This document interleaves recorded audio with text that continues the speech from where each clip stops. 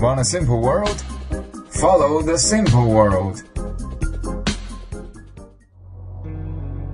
At 10 a.m. on the 3rd of July 1988, Iran Air Flight 655 took off from the Bandar Abbas airport, nearly half an hour later than its scheduled departure time. The flight was bound for the nouveau-rich country of Dubai. The total flight time was only about half an hour, a piece of cake for pilot Rizalian. He only needs to bring the aircraft to about miles high, cruise over the Straits of Hormuz, and land at the Dubai airport on the other side of the strait. As the aircraft flew smoothly across the Straits of Hormuz, the passengers on the window seats could enjoy the beautiful view of the ocean. Some passengers noticed a speck of light rising from the surface of the ocean, blinking as they approached to the aircraft. What on earth could they be? There was very short time left to identify the object as it approached at an incredible speed.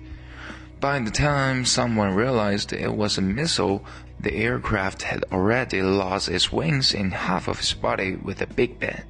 Flight 655 started free-falling towards the ocean. Luggage cases flied around and beat against the cabin, and the well-assembled personal belongings scattered everywhere. All the passengers were screaming hysterically, and some people were sucked out of the aircraft by the huge current of air. As the aircraft crashed into the sea, everyone lost consciousness. These 290 passengers were very pitiful, as they had to spend the final moments of their lives in this way. At the time, the U.S. Navy frigate Montgomery was patrolling the sea. The soldiers on board witnessed the huge splash of water from the wreckage of the plane. They were stunned with their arms over heads. At this moment, the warship Vincennes shot down the airliner was celebrating the result in the rear area, and the soldiers on board were cheering for the expected victory party and combat medals when they returned to the base, as they thought they had just shot down an Iranian fighter jet. The Bandar Abbas airport where the Flight 655 took off was in military and civilian use, and the flight was delayed by half an hour on that day. So when the radar soldiers in the warship Vincennes saw the signal of an airliner with no record on the flight schedule, they nervously made a snap judgment that it might be an Iranian military plane, and then the order to attack was made by the commander in haste. This is how this tragedy came. 80 years later, in 1996, the United States paid $130 million to Iran as a compensation for the 290 victims, and in exchange for Iran's withdrawal from the International Court of Justice. But the money does not include compensation for the Airbus A300, and the United States has so far not to apologize or admit its mistake to Iran, as they thought it was a wartime mistake and for which Iran itself is responsible too. In 1988, when the tragedy happened, the Iran-Iraq War had entered its 8th year. For Iraq and Iran, two countries that were not so rich, 8 years of fighting had exhausted each other. But no one wanted to stop, and one can't defeat the other two. So in the 7th year, they adjust their tactics to manage to reduce the enemy's income. Income of Iraq and Iran was mainly brought by selling oil. So they both targeted the oil business and started to attack the oil tankers entering or existing in enemy ports, regardless of where the tankers were from. In order to cut the cost and shrink the responsibility, Iran secretly planted naval mines in the Straits of Hormuz. After being informed, less and less oil tankers passed the straits, and the oil supply of the world was seriously affected. The United States sent its battleships to the Strait of Hormuz to escort their ships and sweep mines. However, the battleships were also unexpectedly hit in naval mines, which caused casualties and damage to the ships. So the U.S. Navy attacked the Iranian oil platforms and battleships. Iran was forced to return fire. So the naval warfare between the U.S. and Iran started in the Strait of Hormuz. Iran was no match to the United States after all. Several months later, Iran lost almost all of its main battleships. In the morning, when Flight 655 was shut down, USS Vincennes just engaged with an Iranian patrol boat. so the ship crew was still ready for combat until Flight 655 flew over their head and was shot down by them too quick and crushed into the Straits of Hormuz. That time, Iran locked down the Straits of Hormuz. The US Navy broke it by force and ended the Iran-Iraq War by the way. The Strait of Hormuz is a herringbone pattern. Downstream of the strait is the Gulf of Oman, and upstream is the Persian Gulf. The strait measures 150 kilometers from east to west, with the narrowest part of 56 kilometers across. The average depth is 70 meters, with the shallowest point of 10 meters deep or so. No mention those reefs and islands. So the nautical water from the oil tanker is very limited in the strait. For Iran, the strong power in the Middle East, locking down the strait is very easy. It was easy 30 years ago, and even easier 30 years later. Since the Persian Gulf is low-lying within a long span of formation period, oil keeps flowing downward, eventually gathering together in the Gulf and coastal areas. Therefore, the Gulf states get rich on oil selling. As for the oil they produced, most of them were shipped and dispatched in the Gulf, sailing through the Straits of Hormuz and reaching to the customers all around the world. 1/3 of the world's total oil was produced from the Persian Gulf, and 90% of which has to cross this strait. If the strait was shut down, the oil price would be more than doubled overnight in many places. Then the cost of production would be increased, transportation fees would, and the price would. All this would heavy the life cost. In this case, remaining wages would tough people's life. Hiking salaries would bankrupt the enterprises. In a word, during the process of adjusting to a high level of oil prices, chaos would be inevitable in many countries. Shutting down the Strait of Hormuz, leaving strong impact on the whole world.